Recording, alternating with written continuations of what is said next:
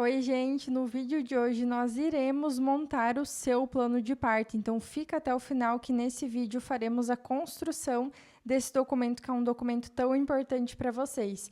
Eu sei que faz uns meses já que eu não apareço por aqui, mas diante do que aconteceu no meu Instagram essa semana, e para caso você ainda não me acompanhe por lá, meu Instagram é PS Jaqueline. Eu postei um videozinho com a carteirinha da gestante que a gente tem aqui no Paraná, que eu descobri que não são todas gestantes que recebem. E aí eu postei um vídeo falando a respeito do plano de parto de vocês, para vocês preencherem. Só que acontece que muitas gestantes não receberam essa carteirinha, outras não sabiam como preencher e as que não receberam queriam também acesso às informações, às questões que tem aqui para preencher e levar isso no dia do nascimento do seu bebê. Então, por conta disso, eu resolvi fazer esse vídeo aqui, onde a gente vai esclarecer e passar por ponto a ponto desse plano de parto.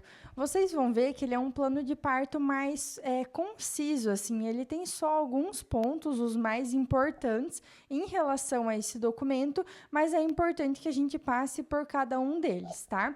Eu vou ir colocando prints aqui do lado para vocês irem acompanhando, e aí o que vocês podem fazer? Ou vocês acessem o link que eu vou deixar aqui na descrição para ter acesso e escanear esse plano de parto, ou vocês vão anotando o que eu vou falando num computador aí, vão digitalizando para montar o plano de parto de vocês.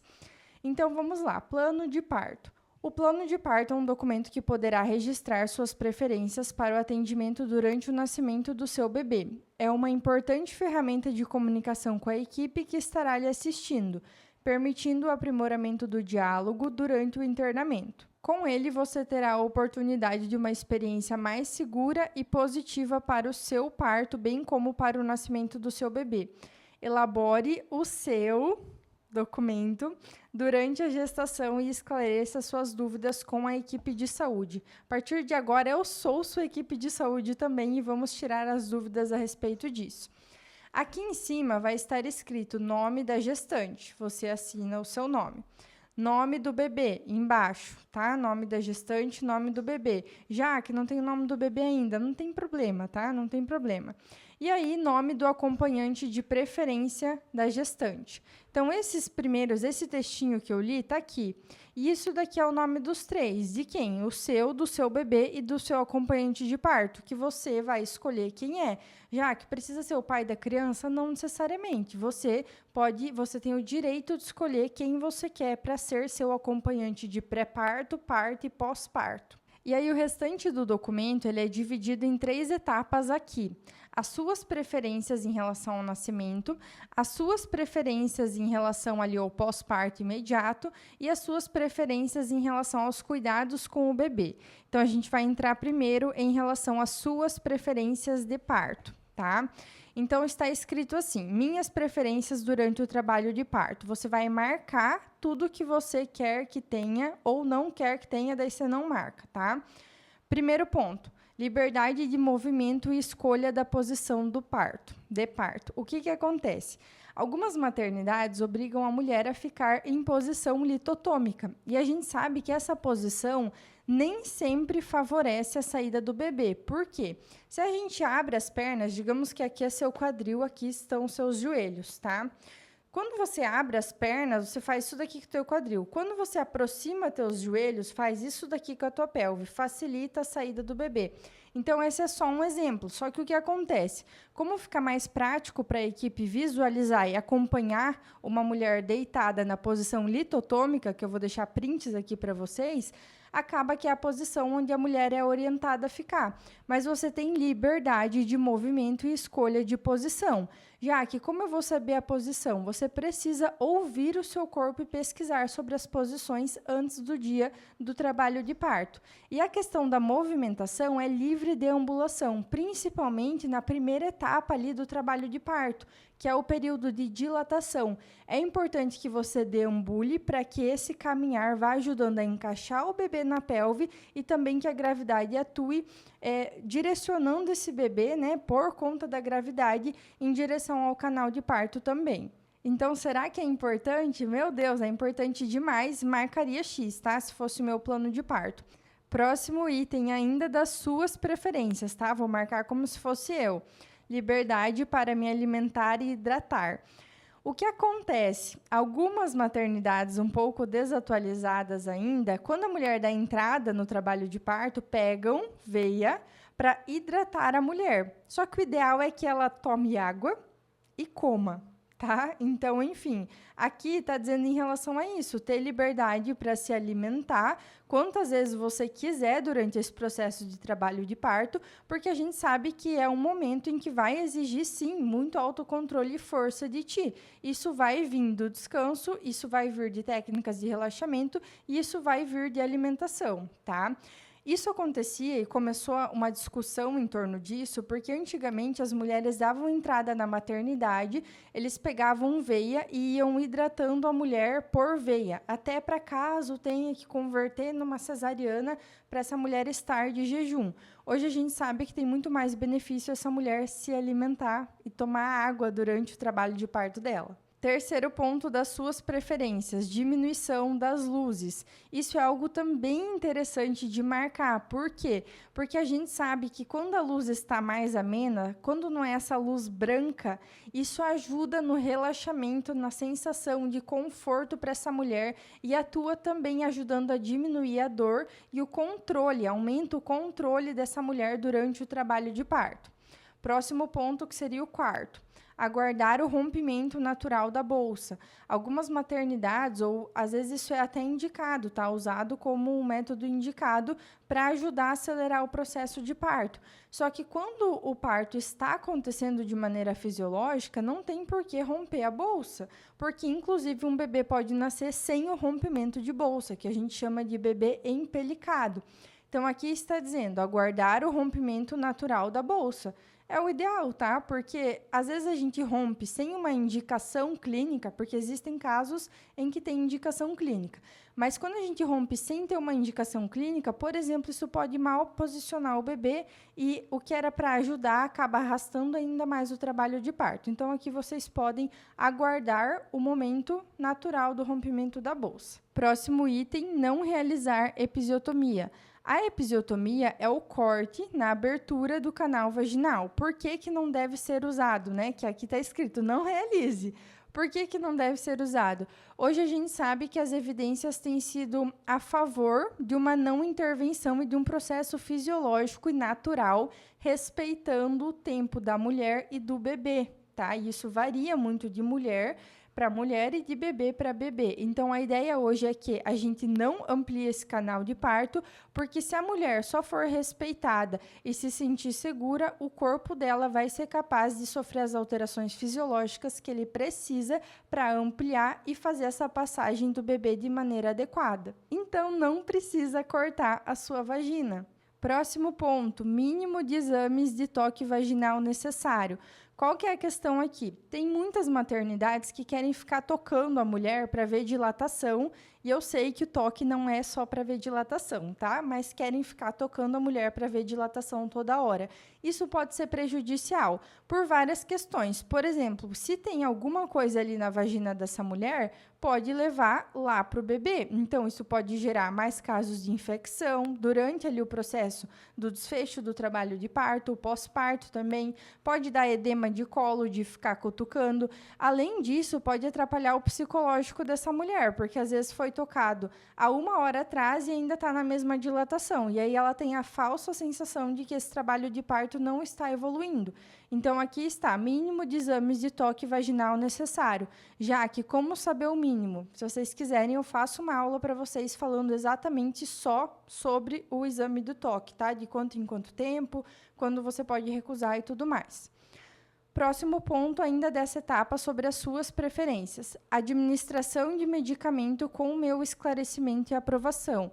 O que isso significa? Que ninguém vai enfiar nada em você sem que você saiba o porquê e autorize, tá?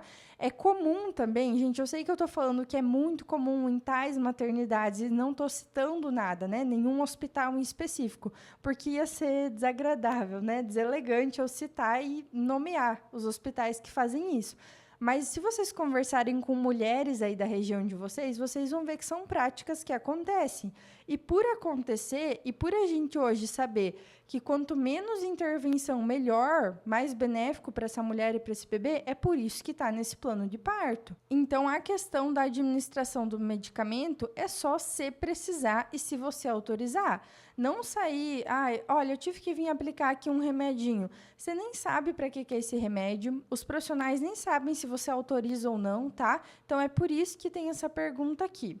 Próximo ponto, auscultar o coração do bebê. Isso é interessante marcar. A gente precisa de algum acompanhamento clínico do bebê para saber que ele está vivenciando esse processo de trabalho de parto expulsivo ali de maneira adequada. Hoje o que a gente tem é cardiotoco, é ausculta fetal, né, com Doppler. Então, a ausculta do coração do bebê, o ideal é que se faça e conforme vai aproximando o momento do nascimento, que se faça em intervalos mais curtos mesmo.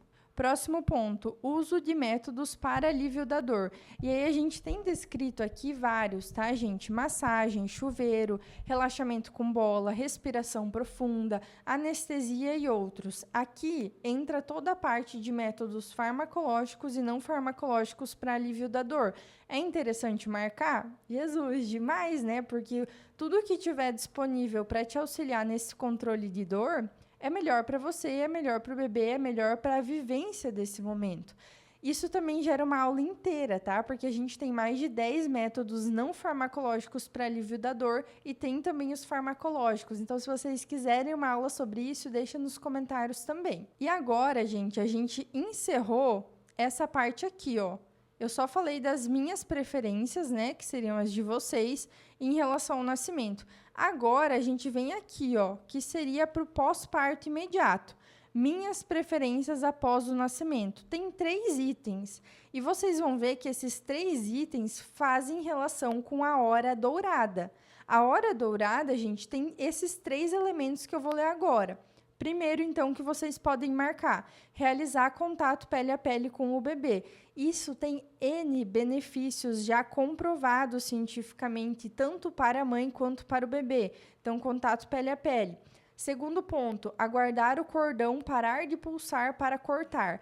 Hoje a gente sabe que se a gente espera o cordão parar de pulsar, esse sangue que está ali na placenta e no cordãozinho vai para o bebê. E isso também ajuda a prevenir uma série de situações clínicas nesse bebê num pós-parto. Então, por exemplo, aguardar 1 minuto a mais o pulsar do cordão aumenta em 96 ml o sangue circulante do bebezinho. Então, isso é importante demais, pensando em vários quadros. Por exemplo, hipoglicemia, por exemplo, icterícia neonatal. Então, é muito importante esse segundo ponto também. E o terceiro ponto dessas preferências em relação ao pós-parto seria amamentar o bebê logo após o nascimento, que também dá uma outra aula infinita sobre os benefícios disso, tanto para a mãe quanto para o bebê. E com isso, a gente termina essa segunda parte do plano de parto de vocês e entramos na terceira parte, que tem relação com os cuidados para o bebê, né? Com o bebê. Então, minhas preferências para o cuidado com o bebê. Nós temos 4 pontos aqui. Como eu falei, é um plano de parto, mas enxuto mesmo, tá? Então, primeiro ponto, ser informada e esclarecida sobre o que será feito com o bebê. Gente, não custa, é o filho de vocês. Vocês não têm obrigação, enquanto pacientes, de saber o que será feito e como funciona cada coisa. Mas vocês podem pedir para serem informados, né? A mulher ou o casal serem informados em relação a tudo que for estar sendo feito com esse bebezinho. Segundo ponto, primeiros exames no bebê feitos no meu colo ou próximo a mim. Hoje tem algumas maternidades mais atualizadas que de fato fazem isso, tá? O bebê, os primeiros exames do bebê são feitos ali do ladinho da mãe ou ainda no colo da mãe, tá? Quando é possível, né? Alguns não é possível fazer no colo da mãe, mas todos que dá são feitos ali nesse contato pele a pele entre a mãe e o bebê.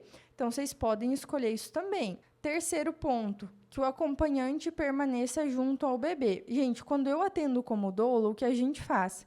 Se o bebê foi fazer exame, o pai do bebê, que geralmente é acompanhante, mas pode ser vó, pode ser amiga, adinda, enfim, vai junto com o bebê e eu fico com a mulher, ajudando a mulher no que ela precisar. Se vocês não tiverem um outro profissional, né? Claro, acompanhante não é profissional, mas se vocês não tiverem um profissional de vocês nesse momento, o que vocês vão fazer é, acompanhante vai com o bebê. Ah, com medo de trocar o bebê? Pode até ser, tá, gente? Mas a ideia é que o acompanhante vá com o bebê e a mulher estará sendo amparada ali pela equipe do nascimento do bebê dela.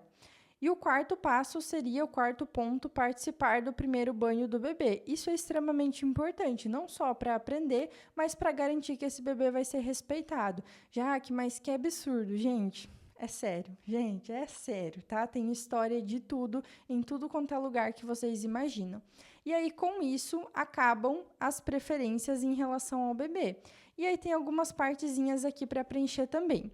Use esse espaço para complementar o registro de suas preferências. Se tem algo que você viu na internet ou em outro plano de parto que você acha de extrema importância ter aqui, você marca nessas linhas. Aí embaixo está escrito: resuma em uma palavra seu maior desejo para o seu parto e nascimento do seu bebê. E aí você resume em uma palavra. Jaque, como assim? Aqui eles falaram uma palavra, né? Mas às vezes vai ser uma frase, mas pode ser, digamos, uma palavra. Segurança, respeito, uma frase, que eu seja respeitada, sabe? Algo assim. Não precisa ser isso que eu falei, tá? Você vai saber o que faz sentido para você, o que faz sentido para sua gestação. E aí depois você coloca cidade, estado, data e assinatura. Quem assina? Eu sempre falo para a mulher e acompanhante assinar. É importante que a equipe que vai atender você saiba que seu acompanhante de parto também sabe o que você marcou aqui. Ele também sabe o que são suas preferências, para que eles não tentem enganar, porque já aconteceu de eu estar acompanhando casais e eles fazerem isso, por exemplo, de tentar burlar um plano de parto indo conversar com o acompanhante. Então, é importante que seu acompanhante não só saiba o que você colocou, mas assine aqui também. E para encerrar o que está escrito aqui, tem uma frase em roxo que diz assim: para mudar o mundo, é preciso primeiro mudar a forma de nascer. Lindo demais, né, gente? Mas o que eu quero deixar para encerrar esse vídeo mesmo é: se ficou alguma dúvida, se você precisa de ajuda em algo, comenta aqui nos comentários, porque vai ser um prazer ajudar vocês. Quanto mais seguras vocês forem para esse momento, melhor será. Então, não deixem de mandar as dúvidas de vocês ou me chamar lá no Instagram, que é PS Jaqueline. Até o próximo vídeo.